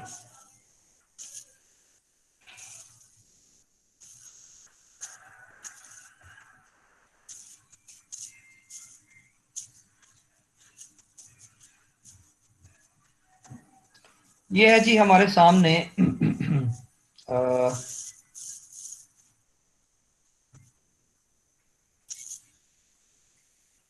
ये है जी क्वेश्चन नंबर 7, नीचे से स्टार्ट हो रहा है, यहां से आप देखिएगा, फिर मैं नेक्स्ट पेज पे आ जाता हूँ। इसने लिखा हुआ है CPR second department without loss. Paper में नहीं ऐसा लिखा होगा, वहां पे तो आपने पढ़ के खुद ही आइडिया लगाना है ना कि ये कौन से डिपार्टमेंट का क्वेश्चन है, पहले का है या किसी और का। तो यहाँ पे उसने बता दिया है कि ये पहला डिपार्टमेंट नहीं है, दूसरा डिपार्टमेंट है, और अभी वो विदाउट लॉस वाला सवाल आपको करवा रहा है। अभी लॉस को बीच में इन्वॉल्व नहीं कर रहा। जैसे हमने पहले डिपार्टमेंट का पहले तीन एक्सरसाइजेस की थी विदाउट लॉस वाली, और अगली तीन एक्सरसाइजेस कौन सी की हैं? लॉस के साथ की है, नॉर्मल लॉस के साथ। ठीक, अब हम इसी तरह सेकंड डिपार्टमेंट को विदाउट लॉस पढ़ेंगे, उसके बाद फिर लॉस वाला ट्रीटमेंट देखेंगे। तो Ibrahim corporation uses a process costing system, cost data of its finishing department for the month of September are as under. देखें, ये फिनिशिंग डिपार्टमेंट लिखा हुआ है। अब जाहिर है ऑब्वियसली ये पहला नहीं हो सकता, पहले के बाद। अच्छा, सेकंड का मतलब सेकंड ना लीजिएगा, सेकंड का मतलब पहले के बाद कोई भी और, आप यूं समझ लें, सेकंड का मतलब आप सेकंड ना लें, फर्स्ट के बाद कोई भी सबसीक्वेंट डिपार्टमेंट, सबसीक्वेंट यानी पहले के बाद दूसरा, तीसरा, चौथा, आखिरी कोई भी। तो ये फिनिशिंग डिपार्टमेंट है जिसका वो डाटा आपको सितंबर का देने लगा। तो ये ऊपर हेडिंग आ गई, Ibrahim corporation finishing department, report का नाम आ गया है और महीने का जिक्र भी कर दिया। चलें, अब हम इससे आगे बात करते हैं।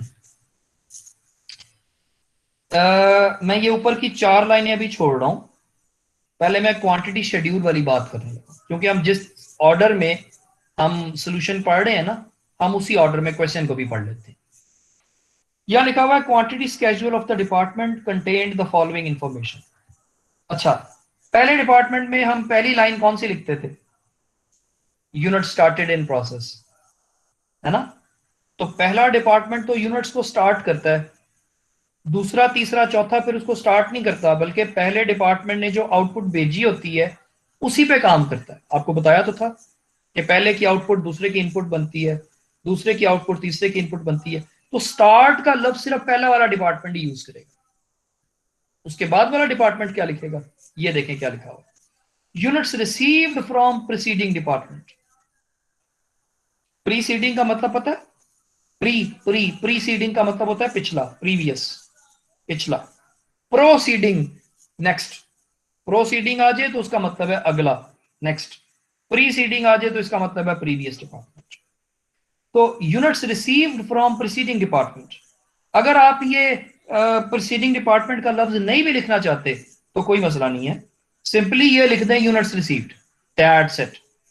अंडरस्टूड है, यूनिट्स कहां से रिसीव हुए होंगे, पिछले डिपार्टमेंट नहीं भेजे होंगे ना हमें, ठीक है।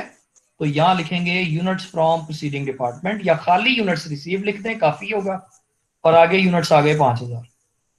सिर्फ भाई हमने दो लफ्ज ही चेंज किए हैं, पहले लिखते थे यूनिट स्टार्टेड, अब लिखती है यूनिट्स रिसीव्ड।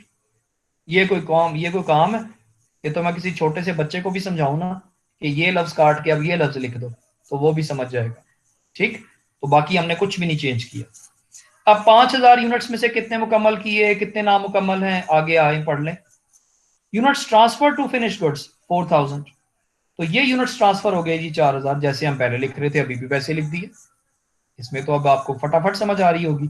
पीछे रह गए 1000 यूनिट्स, फिर लिखा हुआ यूनिट स्टिल इन प्रोसेस 1000 है, और ये 50% कंप्लीट। किसके लिहाज से 50% कंप्लीट है, मटेरियल के लिहाज से, या लेबर के लिहाज से, या एफओएच के लिहाज से? कुछ मेंशन किया उसने? नहीं। इसका मतलब है तीनों के लिहाज से, मटेरियल भी 50% कंप्लीट, लेबर भी 50%, और एफओएच भी 50%। अगर आप तीनों का नाम अलग अलग मेंशन करना चाहते हैं, यू कैन, कोई इशू नहीं है, no issue at all. If you want to mention them separately, you can. तो 1000 यूनिट्स लिखती है, साथ लिख दिया 50% कंप्लीट, टोटल कर दिया 5000। तो पहला ये दूसरा सेक्शन क्वांटिटी शेड्यूल वाला मुकम्मल हो गया। देखा आपने, कुछ भी खास चेंज नहीं थी इसके अंदर। अब आते हैं हम अगला सेक्शन के अंदर, एक लाइन इसके अंदर अब चेंज आएगी, एक लाइन इसके अंदर अब न्यू आएगी। Cost chart to the department की हेडिंग डाली जैसे हम पहले डाल रहे थे, टोटल की हेडिंग भी डाली, पर यूनिट की हेडिंग भी डाली। अब कॉस्ट एडिट वाली लाइन से पहले एक लाइन लिखनी जरूरी है। ये लाइन आप पढ़ रहे हैं, ये मैं जिसकी तरफ मैं इशारा कर रहा हूं, ये छोटा सा हाथ बना हुआ है, कर्सर है जहां मेरा। तो कॉस्ट फ्रॉम प्रीसीडिंग डिपार्टमेंट, या फिर वही जैसे मैंने कहा था यार, प्रीसीडिंग डिपार्टमेंट नहीं दिल कर रहा तो खाली लिख दो कॉस्ट रिसीव्ड, जैसे ऊपर यूनिट्स रिसीव लिखा था ना, यहां लिख दें कॉस्ट रिसीव्ड, बस पता लग जाएगा अब रिसीव कहां से हुई है, पिछले डिपार्टमेंट से ही मिली होगी, और कहां से आनी है। यानी देखो ना, पिछले डिपार्टमेंट ने जो आपको यूनिट्स भेजे हैं, पिछले के एंगल से देखो ना, पिछले के एंगल से देखो, पिछले वाले ने अगर कॉस्ट भेजी, यूनिट्स भेजे थे, ट्रांसफर किए थे, तो साथ कॉस्ट नहीं भेजी होगी, उन यूनिट्स पे कुछ कॉस्ट भी तो लग के आई थी साथ में। तो अब नेक्स्ट डिपार्टमेंट के एंगल से देखें, सेकंड वाले के एंगल से, उनके लिहाज से ये कॉस्ट रिसीव्ड है और यूनिट्स रिसीव्ड। समझ रहे मेरी बात? तो यहां लिखेंगे कॉस्ट फ्रॉम प्रीसीडिंग डिपार्टमेंट। ये जो ऊपर हमने लिखे थे ना 5000 यूनिट पहली लाइन में ऊपर, इनकी कॉस्ट की बात हो रही है कि पिछले डिपार्टमेंट से कितनी रिसीव की है। यहां पे लिखा हुआ है, जरा आए पढ़ लें, ये पेज की पहली लाइन पढ़े क्या लिखा हुआ है। कॉस्ट फ्रॉम, ये फ्रॉम लफ्ज है, गलती से फॉर्म लिखा हुआ, कॉस्ट फ्रॉम प्रीसीडिंग डिपार्टमेंट 20,000, 20,000 रुपए। चलें जी, टोटल वाले कॉलम में डालें 20,000। अब आप खुद मुझे बताओ, 20,000 की कॉस्ट रिसीव की है 5000 यूनिट्स के ऊपर, तो पर यूनिट कॉस्ट कितनी रिसीव की है? 20,000 कॉस्ट टोटल रिसीव की है, कितने यूनिट्स की? 5000 यूनिट्स की। तो एक यूनिट की कॉस्ट कितनी रिसीव की है? 20,000 को 5000 पे डिवाइड कर लो, तो पर यूनिट वाले कॉलम में लिख लें आप 4। ये कौन सा मुश्किल काम, लिख सकता है ना बंदा, 4 रुपीज यहां लिख सकता है। 20,000 डिवाइडेड बाय 5000, तो खुद निकाल लें कैलकुलेटर से, जवाब निकलता है 4 रुपीज, राइट। चलें, ये लाइन मैंने आपको कहा था ये दूसरी लाइन है। आप जब कॉपी पे इसको लिखेंगे ना पहली दफा, ये इस तरह का फॉर्मेट सेकंड डिपार्टमेंट का बनाएंगे, तो छोटा सा स्टार लगा लेना या निशान लगा देना, ठीक है, जब पे आपको याद रहे कि जैसे वो पहली वाली लाइन लिखी थी ना, यूनिट्स फ्रॉम प्रोसीडिंग डिपार्टमेंट, उसके साथ स्टार डाल के 1 डाल दिया। इसका मतलब है ये पहला पॉइंट है जो कि इसमें इस फॉर्मेट में नया आ रहा है। यहाँ पे आपने फिर स्टार डाल के 2 नंबर डाल दिया, यानी ये दूसरी लाइन है जो हमने न्यू डाली है इस फॉर्मेट में। पहले वाले डिपार्टमेंट में ये लाइन मौजूद नहीं। 2 लाइनें हो गई। मुझे उम्मीद है यहां तक फॉलो कर रहे हैं। इसके बाद फिर आगे वही लाइन है, कॉस्ट एडिड बाय डिपार्टमेंट। ये तो हम पहले डाल रहे थे सब कुछ। दो अगले ये इस सेक्शन में बाकी सब कुछ वही है, सिर्फ एक लाइन ही डाली है, कॉस्ट फ्रॉम प्रोसीडिंग डिपार्टमेंट। पहले डिपार्टमेंट में क्यों नहीं थे डाल रही ये लाइन? क्योंकि वो तो पहला था। उससे पहले कौन सा था प्रोसीडिंग डिपार्टमेंट जिससे कॉस्ट ली थी आपने? इसलिए वहां ये लाइन लिख भी देते तो आगे कुछ भी नहीं था ना, जीरो। तो इससे बेहतर है कि उसमें ना लिखा जाए।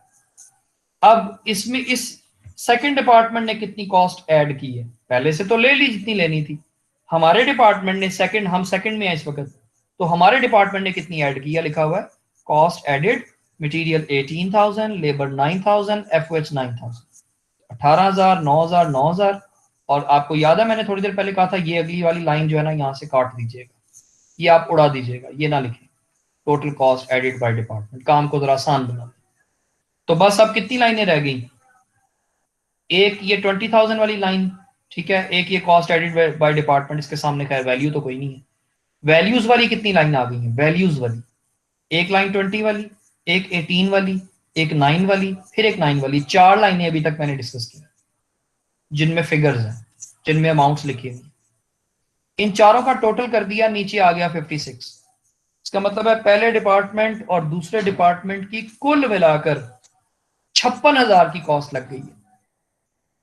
56 में से 20,000 तो हमने पिछले से लिया है ना, और 36 हमने और पल्ले से डाली है, तो कुल मिला के कितनी हो गई है? 56 हो गई। सही है। अब पर यूनिट वाला कॉलम में एक फिगर तो आपने लिख ली थी, 4 रुपीज वाली। अगले वाली जो वैल्यूज है वो फिर खाली रहेगा कॉलम। वो थोड़ी देर के बाद हमें मालूम होगा, आपको बताया तो था मैंने। ठीक है, अब हम अगला सेक्शन करेंगे स्किप। ठीक, और हम जाते हैं आखिरी वाले सेक्शन में। ये वैसे ही है, ये वैसे ही है जैसे पहले कर रहे थे। Computation explain, equivalent production. हाँ जी, क्या कहेंगे? 4,000 यूनिट मुकम्मल कर दिए थे, इनको टोटल ले लेना है। और जो 1,000 थे उनका कितनी परसेंट लेना है? 50%। आप कहेंगे ये तो पहले 3-3 लाइनें लिखता था, मटेरियल की अलग, लेबर की अलग, एफओएच की अलग। हाँ, अगर आप अभी भी इसमें 3 लाइनें अलग लिखना चाहते हैं लिख लीजिएगा, टाइम की वेस्टेज है खाली, क्योंकि परसेंटेज सेम है ना। तो 3 दफा एक ही लाइन को लिखने का क्या फायदा होगा? अगर लिखना चाहेंगे लिख सकते हैं, हर्ज कोई नहीं है। और अगर एक ही दफा एक लाइन लिखना चाहते हैं तब भी हर्ज कोई नहीं है। लेकिन ये तभी पॉसिबल है अगर तीनों एलिमेंट्स की परसेंटेज एक जैसी हो तब, वरना नहीं। तो 4,000 प्लस 1,000 का 50%, 500 उसमें ऐड कर दिया, 4,500 आपके पास आ गया। अब आप यूनिट कॉस्ट निकाल लें जनाब। 18,000 की मटेरियल की कॉस्ट थी, 4,500 यूनिट्स पे डिवाइड करें, एक यूनिट की आ गई 4 रुपए। फिर दूसरी दफा लेबर की निकाल लें, तीसरी दफा ओवरहेड की निकाल लें, 2-2 रुपए की आ गई। मजे की बात है यहाँ पे पॉइंट्स में नहीं जा रहा आंसर, डेसिमल में नहीं जा रहा, तो हमारा काम आसान हो गया। 4 रुपए, 2 रुपए, 2 रुपए, आसान आसान वैल्यूज आ गई। इनको कहाँ लेके आना था? इनको कहाँ लेके आना था यूनिट कॉस्ट? हाँ, थर्ड सेक्शन में। थर्ड सेक्शन में जो कॉलम खाली छोड़ा हुआ है, तो वहां आए और यहाँ 4 रुपए और ये 2 रुपए और ये 2 रुपए लिख दिए। अब ये टोटल कितने हो गए नीचे? पिछले डिपार्टमेंट से कितने लिए थे? 4। हमारे डिपार्टमेंट ने कितने लगाए हैं? 8। 8 कैसे? 4 मटेरियल, 2 लेबर, 2 एफओएच, टोटल 8 हो गए ना, 8 रुपए। 8 रुपए और 4 रुपए पिछले, कुल मिला के 12 रुपए हो गए। ये दोनों डिपार्टमेंट्स की पर यूनिट कॉस्ट का टोटल है। ये दोनों डिपार्टमेंट्स की पर यूनिट कॉस्ट का टोटल है, जिसमें पहले डिपार्टमेंट के 4 रुपए हैं, हमारे डिपार्टमेंट सेकंड डिपार्टमेंट के 8 रुपए। ठीक है, तो मैं उम्मीद करता हूं कि सारे सेक्शन सिवाय अब एक रह गया है, वही असल cost accounted for as follows वाला, उसके अलावा सारा सवाल क्लियर होगा। ठीक है, मैं अभी फीडबैक लेता हूं, लेकिन मैं ये आखिरी सेक्शन भी डिस्कस करूं, फिर लेता हूं आपसे फीडबैक। लें जी, अब ये 56,000 का हिसाब देना है कि 56,000 रुपया गया कहां। इसमें से आउटपुट को कितनी कॉस्ट असाइन होगी? और प्रोसेस के यूनिट्स को कितनी असाइन होगी, आए निकाल लेते हैं। ट्रांसपोर्ट यूनिट्स की तो बड़ी आसान है, 4000 यूनिट थे और एक यूनिट की 12 रुपए, तो 12 ज़रब 4 कितना होता है, 12 का टेबल आता है ना, 48,000, 48,000 रुपए। 56,000 में से 48,000 rupees have been charge to the units transferred, right. Okay, अब रह गया बाकी 8,000। अब ये किसका होगा, यकीनन ये प्रोसेस वाले यूनिट्स का होगा। यहां पे अब ख्याल रखना है, मेरी बात को सुनो गौर से, इधर देखो मेरी तरफ। यहां पे अब ख्याल रखना है, तीसरी लाइन आखिरी लाइन एक नई ऐड होगी जो पिछले डिपार्टमेंट्स में नहीं थी, पहले पहले वाले में नहीं थी। पहले 6 एक्सरसाइजेज में नहीं लिखी, अब लिख रहे हैं। कौन सी, ये लिखा हुआ है cost from proceeding department, work in process के नीचे। पहले वर्क इन प्रोसेस की हेडिंग तो डालनी है, उसके नीचे एक लाइन लिखनी है, कॉस्ट फ्रॉम प्रोसीडिंग डिपार्टमेंट। आप कहेंगे ये लाइन तो अभी पहले भी लिखी थी, कहां लिखी थी, ऊपर लिखी थी, हाँ cost chart to the department के अंदर लिखी थी, वहां पे लिखी थी, ठीक है मान लिया मैंने। अब यहां पे भी लिखनी है, वैल्यू आगे मुख्तलिफ है लेकिन यहां पे भी लिखनी है, ठीक है। या खाली कॉस्ट रिसीव लिख दें, खाली कॉस्ट रिसीव लिख दें। इससे क्या मतलब ले रहे हैं हम, इससे मतलब ये ले रहे हैं, सुनो सुनो सुनो सुनो मेरी बात को और से, वर्क इन प्रोसेस के यूनिट्स पर पिछले डिपार्टमेंट से कितनी कॉस्ट वसूल की है, बात समझ आई। वर्क इन प्रोसेस के यूनिट्स पर पिछले डिपार्टमेंट से कितनी कॉस्ट वसूल की है। वर्क इन प्रोसेस के यूनिट्स कितने थे भला, चेक करें, 1000 थे। और पिछले डिपार्टमेंट ने हर यूनिट की जो कॉस्ट हमें भेजी थी वो कितनी थी, आपने कैलकुलेट की थी 4 रुपए, तो 1000 यूनिट्स ने कितनी कॉस्ट ली होगी, 4000, 1000 इंटू 4, तो ये 1000 इंटू 4, ये 4000 रुपए पहले आपने ये लिखने। फिर उसके अंदर जो हमने फर्दर ऐड किए हैं, इस डिपार्टमेंट ने ऐड किए हैं, फिर वो लिखने हैं। हमारे डिपार्टमेंट ने मटेरियल 2000 लगाया है, लेबर 1000 डाली है, एफओएच 1000 डाला है, टोटल मिला के 8000 हो गया। मेरी बात समझ आई है कि नहीं आई, ठीक है, टोटल 8000 हो गया। 8000 का ब्रेकअप क्या है, 4000 पिछले डिपार्टमेंट से ये यूनिट्स लेकर आए थे अपनी कॉस्ट। देखो, वर्क इन प्रोसेस के जो यूनिट्स हैं वो हमारे डिपार्टमेंट में वर्क इन प्रोसेस में, पिछले डिपार्टमेंट से तो वो बिल्कुल बखैरियत और आफियत बिल्कुल ठीक ठाक हमारे तक पहुंचे थे ना, तब तक तो वो वर्क इन प्रोसेस में नहीं थे। हमारे डिपार्टमेंट में आकर वो इनकम्प्लीट है, पीछे से वो 4 रुपए की कॉस्ट अपनी पूरी लेकर आ रहे थे, ठीक है। तो 4000 वो कॉस्ट, प्लस हमने मटेरियल 2000 अभी लगाया है फिलहाल अभी तक, लेबर भी आधी लगाई है 1000, एफओएच भी आधा लगाया 1000, टोटल 8000 बन गए। ये याद रख लें, अगर आप ये लाइन मिस कर गए तो आपका टोटल जवाब बराबर नहीं आना, आप परेशान बैठे रहेंगे। और मेरी बात ये भी लिख लें, मैंने आपको क्या कहा था, आप पहली दफा टॉपिक पढ़ रहे हैं, मैं पहली दफा नहीं पढ़ा रहा। मैंने ये सवाल बहुत दफा करवाया है और बहुत दफा पेपर में भी दिया है और बहुत दफा मार्क भी किया है। तो मुझे पता है कि स्टूडेंट्स इस लाइन को लिखते हुए मिस्टेक कर जाते हैं, इसको भूल जाते हैं। आप भी अपना करते हुए देख लीजिएगा और मेरी बात मार्क कर लें, ये रिकॉर्ड हो रहा है। जब आप अपनी घर में प्रैक्टिस कर रहे होंगे, अक्सर आप देखेंगे ये वाली लाइन आप लिखते हुए अक्सर मिस कर जाएंगे या भूल जाएंगे। बाद में आपको याद आएगा, ओहो सर ने कहा था कि ये लाइन नहीं लिखेंगे तो आंसर मैच नहीं करेगा, ठीक है। तो टोटल इस क्वेश्चन में 3 लाइनें बताई हैं, कोई खास फर्क नहीं था सवाल में। पहली लाइन हमने क्वांटिटी शेड्यूल में यूनिट स्टार्टेड की बजाय लिखा था यूनिट्स फ्रॉम प्रोसीडिंग डिपार्टमेंट, ठीक है, सिर्फ अल्फाज बदले थे और कुछ भी नहीं। और फिर cost chart to the department के अंदर एक लाइन का इजाफा किया, cost received from proceeding department. इसमें कुल कॉस्ट सवाल में गिवन थी वो उतार ली, पर यूनिट कॉस्ट खुद निकाल ली। और उसके बाद cost accounted for as follows के अंदर कहां जाकर, वर्क इन प्रोसेस के नीचे, ऊपर नहीं, वर्क इन प्रोसेस के नीचे एक लाइन लिखनी है, कॉस्ट रिसीव्ड। और यहां पर वर्क इन प्रोसेस के यूनिट्स लेकर उसने वर्किंग की तो हुई है, वर्क इन प्रोसेस के यूनिट्स को पर यूनिट कॉस्ट रिसीव्ड के साथ मल्टीप्लाई करके टोटल अमाउंट यहां लिखनी। बाकी सारा काम जैसे हमने पहली 6 एक्सरसाइजेज में किया है वैसे ही होगा। क्या कहते हैं, अब आप, मैं आपसे फीडबैक लेता हूं, आप मुझे बता दें।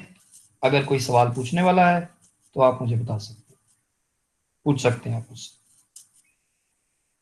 एहसान साहब, मैंने स्टोरी इतनी सुनाई है, क्या अभी भी आपका सवाल बाकी है कि ये 4000 क्या रिप्रेजेंट कर रहा है? जी सर क्लियर हो गया, सर क्लियर हो गया। चलें, वेरी गुड, शाबाश। बाकी दोस्त भी बताएं क्लियर हुआ है? ओके कर दें मुझे। वेरी गुड, चलें ठीक हो गया।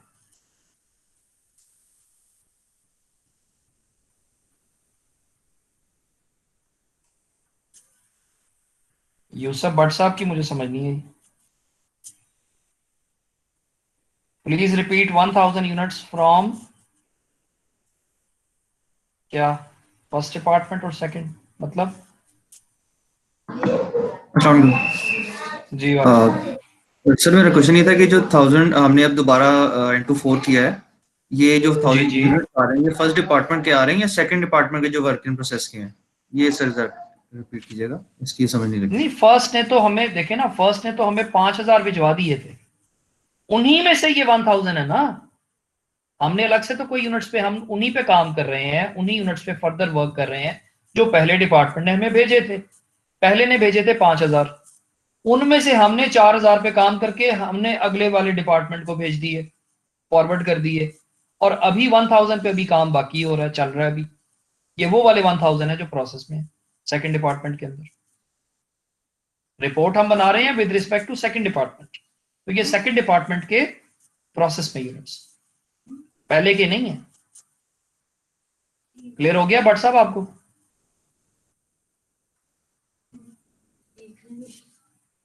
ओके। साद मंसूर साहब, आपने बिल्कुल ठीक जज किया। साद मंसूर, दूसरे डिपार्टमेंट ने जो कॉस्ट ट्रांसफर की है, नहीं सॉरी सॉरी, साद मंसूर साहब आप गलती करके, मैं भी गलती कर गया समझने में। दूसरे डिपार्टमेंट की जो कॉस्ट ट्रांसफर्ड थी वो कितनी थी, जरा चेक करेंगे? चेक करते हैं, ये देखें जरा। ये कॉस्ट ट्रांसफर की है 48,000 और यूनिट्स ट्रांसफर किए हैं 4000। 56 नहीं, 56 नहीं, 48। 8000 की कॉस्ट तो अभी इधर ही पड़ी हुई है, यूनिट्स भी इधर ही पड़े हुए हैं सेकंड डिपार्टमेंट में, वो तो अभी आगे गए नहीं है। तो भेजे कितने हैं? 4000 फॉरवर्ड किए हैं। अगला डिपार्टमेंट जब अपनी रिपोर्ट बनाएगा तो 5000 की जगह पर लिखेगा यूनिट्स रिसीव्ड 4000। जितने इन्होंने ट्रांसफर किया उतने ही उन्होंने रिसीव किए होंगे ना। जितने सेकंड डिपार्टमेंट ने ट्रांसफर किए हैं उतना ही भाई वो अगला डिपार्टमेंट रिसीव करेगा ना। और जितनी कॉस्ट इन्होंने भेजी है उतनी कॉस्ट उन्होंने रिसीव की होगी। तो जहां हमने 20 लिखा था ना कॉस्ट फ्रॉम प्रोसीडिंग डिपार्टमेंट, वहां 48 लिखेगा नेक्स्ट डिपार्टमेंट। ये बात क्लियर हुई है आपको साद मंसूर? चलें, वेरी गुड, ये भी बात हो गई। तो ले जी, मैं तो आज थक गया, अभी और काम करवाना था लेकिन अब मेरा मूड नहीं हो रहा। तो बाकी इंशाल्लाह फिर अब नेक्स्ट टाइम कर लेंगे, क्या कहते हैं? ठीक है, इतना काफी है।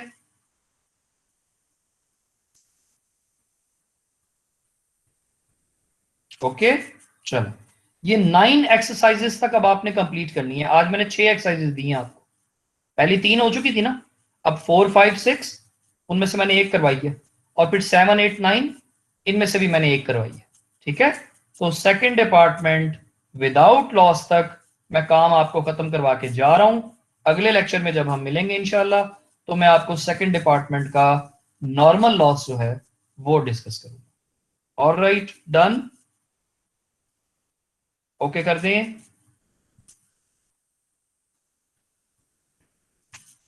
चलें, ठीक हो गया। अब आप ऐसा करें कि अब आप अटेंडेंस की बारी आ रही है। अब जब मैं जैसे बोलूंगा सिर्फ उसी हिसाब से अटेंडेंस चलेगी, ऐसे ही अपनी अटेंडेंस मत लिखिएगा। फरहान साहब, अभी कोई पता नहीं, जब पता लगेगा आपको एक साथ शेयर कर देंगे फेस टू फेस क्लासेस का भी। अभी रोल नंबर 1 से लेकर 20 तक, नाम space roll number, roll number 1 to 20।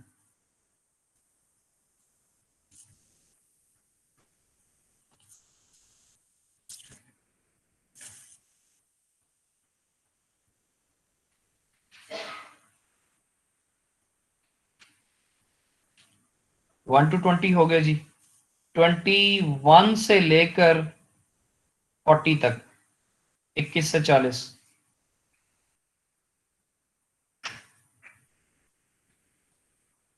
ठीक हो गया। 21 आ गया, 35, 36, 29 रोल नंबर और 40 रोल नंबर। 41 to 60,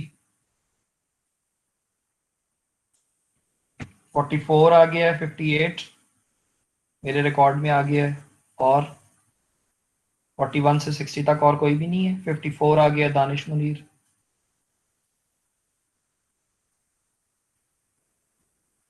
चलो ठीक है। 61 से लेकर 80 तक।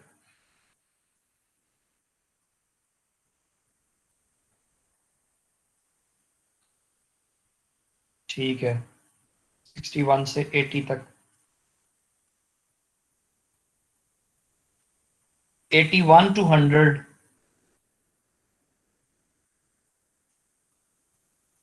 81 से लेके 100 तक।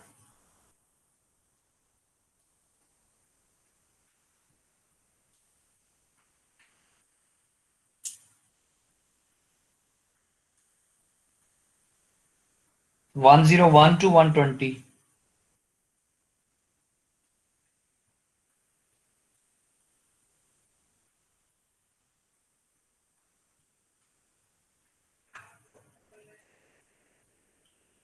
साकिब, एहसान साहब, बाकी दोस्तों को भी जो क्लासेस नहीं ले रहे उनको जरा अब आपने जगाना है।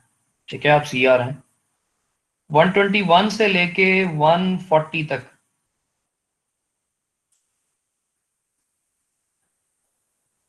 121 to 140। अब इसके ऊपर जितने भी रह गए हैं वो भी लिखते हैं, अगर कोई रह गया है तो।